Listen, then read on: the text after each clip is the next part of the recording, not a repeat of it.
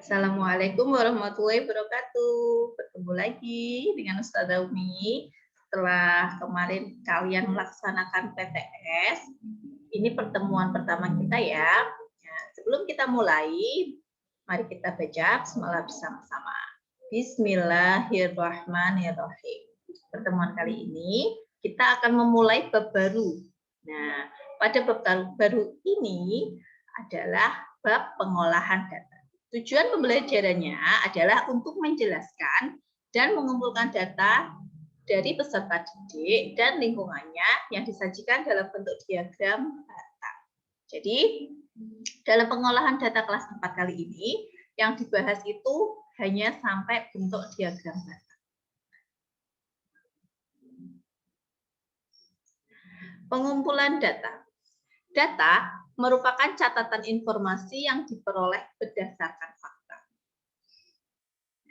Cara memperoleh data tersebut, yang pertama adalah dengan cara wawancara. Yang kedua bisa berupa mengisi lembar kuesioner atau angket. Dan yang ketiga dengan cara mengambil data dari sumber yang sudah ada. Itu adalah cara memperoleh data. Dalam penyajian data itu bisa berbentuk tabel. Nah, langkah-langkah penyajian data tersebut adalah pertama, hitung banyak tiap nilai ulangan dari yang terkecil, kemudian tuliskan data yang telah dikelompokkan ke dalam tabel. Sebagai contoh, nilai ulangan dari 15 siswa itu adalah 7, 6, 8, 8, 7, seterusnya hingga mencapai 15 siswa. Nah, penyelesaiannya adalah yang pertama, kalian harus mengelompokkan dulu nilai dari urutan terkecil. Nah, kalian membuat tabel seperti ini, kemudian urutkan nilai tersebut dari yang kecil. Dari 6, 7, 8, 9. Kemudian, setelah kalian urutkan, kemudian kalian mencari berapa banyak siswa yang memiliki nilai tersebut. Contohnya, 6. 6 itu dimiliki oleh 3 siswa, 7, 6 siswa, 8, 4 siswa, dan 9, 2 siswa. Nah, banyaknya siswa ini kalian jumlah, pasti jumlahnya senilai dengan jumlah siswa dalam soal. Jika jumlah dari banyak siswa ini berbeda, pasti ada nilai satu anak atau anak yang kurang tersebut kalian kurang teliti. Jadi pasti banyaknya siswa itu sama dengan dan banyaknya siswa yang ada di soal. 3 ditambah 6 ditambah 4 ditambah 2 sama dengan 15. Nah, ini adalah penyelesaian dari penyajian data.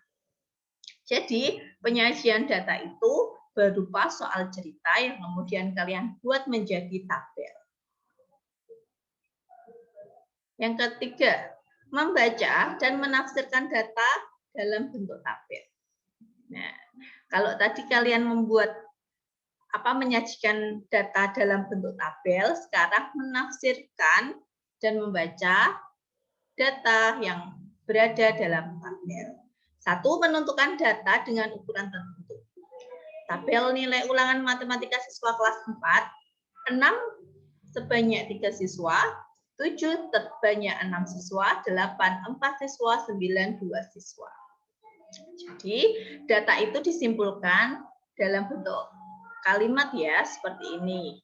Yang pertama adalah siswa yang mendapatkan nilai 6 ada 3 orang. Siswa yang mendapatkan nilai 7 ada 6 orang.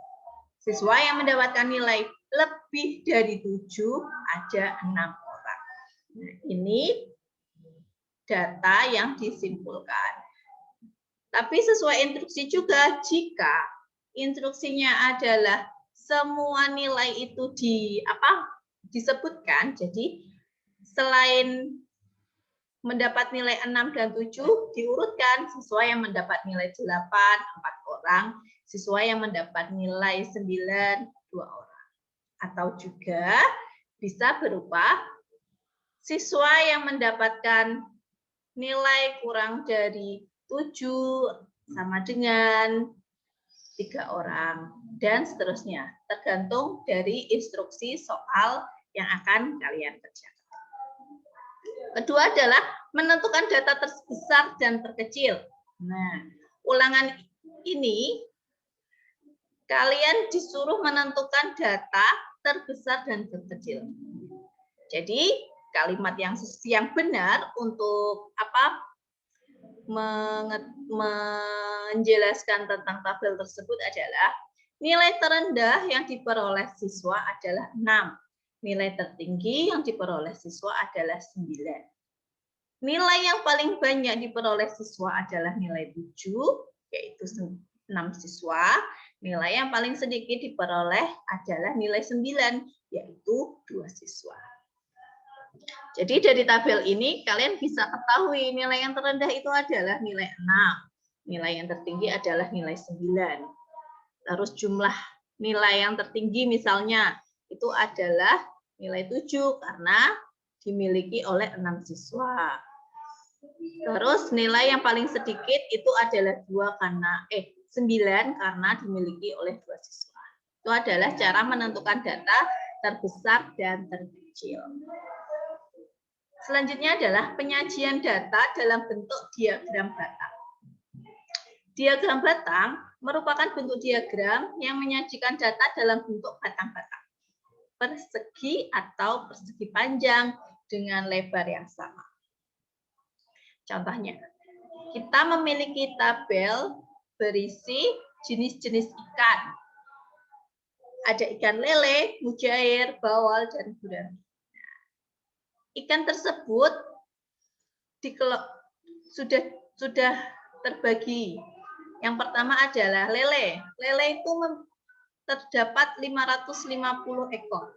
Mujair 450, bawal 350, gurame 400. Langkah-langkah dalam membuat diagram batang yang pertama adalah tulis nama jenis ikan pada sumbu mendatar dan banyak ikan pada sumbu tegak. Sumbu yang mendatar ini adalah nama. Sedangkan yang tegak ke atas itu adalah jumlah. L itu untuk lele, M mujair, B bawal, G gurami. Kemudian buatlah batang pada setiap nama jenis ikan setinggi banyaknya ikan. Lele itu tadi adalah 550. Jadi antara 600 dan 500 ini di tengah-tengahnya. Nah, terus selanjutnya adalah mujair. Mujair tadi 450. Jadi letaknya di tengah-tengah antara 400 dan 500. Bawal 350, letaknya di antara 300 dan 400. Sedangkan gurame tadi adalah 400. Nah, pastikan jarak setiap data sama.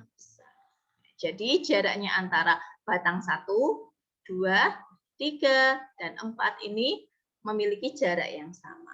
Itu adalah langkah-langkah dalam membuat diagram batang. Di sini ada sebuah video, kalian bisa melihat cara menyajikan data dalam bentuk diagram batang. Lele, mujair, bawal, dan gurame. Nah, jadi jarak dari batang 1, batang 2, batang 3, dan batang 4 itu sama. Itu adalah cara membuat diagram batang dari tabel yang sudah disediakan. Yang selanjutnya adalah membaca dan menafsirkan data dalam bentuk diagram batang. Jika tadi kalian itu membuat diagram batang, sekarang kalian membaca dan menafsirkan data dalam bentuk diagram batang. Nah, di sini kalian melihat ada data banyaknya siswa dari SD Merah Putih. Nah, di sini kalau menjelaskan tentang banyaknya siswa SD pasti ada 6 kelas, ada 6 paralel dari kelas 1, 2, 3, 4, 5, dan 6. dari diagram yang ada dapat disimpulkan bahwa yang pertama adalah banyaknya siswa kelas 1 adalah 40 orang. Kalian lihat di angka 1 itu pas pada angka 40. Yang B, kelas yang jumlah siswanya paling banyak atau terbanyak adalah kelas 3. Nah, kalian lihat tinggi dari semua batang. Ya, yang paling tinggi adalah kelas 3. Jadi jumlah siswa paling banyak terdapat pada kelas 3. Selanjutnya, kelas yang memiliki jumlah siswa sama banyak adalah 2, 5, dan 6. Kalian lihat, kelas 2, kelas 5, sama kelas 6 memiliki tinggi yang sama. Jadi, kelas 2, 5, dan 6 memiliki jumlah siswa yang sama. Selanjutnya adalah selisih jumlah siswa paling sedikit dan paling banyak adalah, kalian lihat, paling banyak itu adalah kelas 3. Kelas 3 itu batangnya tingginya di antara 40 dan 60. Nah, jadi tengah-tengahnya ini adalah 10. Sehingga jumlah dari siswa kelas 3 adalah 50 siswa. Sedangkan yang paling sedikit itu berada di kelas 4 dan 1. Kelas 4 dan 1 ini memiliki jumlah siswa 40. Jadi selisih antara kelas terbanyak dan tersedikit itu adalah 50 dikurangi 40. Jadi selisihnya adalah 10. Jumlah siswa seluruhnya adalah kelas 1 ini adalah 40 siswa. Kelas 2 itu 45. Kenapa bisa 45? Karena kelas 3 ini tadi kan sudah kita hitung adalah 50.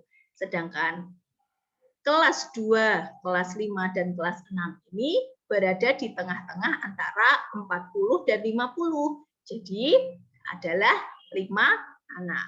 Jadi bisa dihitung 40 tambah 45 ditambah 50 ditambah 40 ditambah 45 ditambah 45 sama dengan 265. Jadi jumlah siswa dari SD Merah Putih adalah 265 orang. Kalian bisa lihat video membaca diagram batang. Siswa kelas 1 40, siswa kelas 3 50,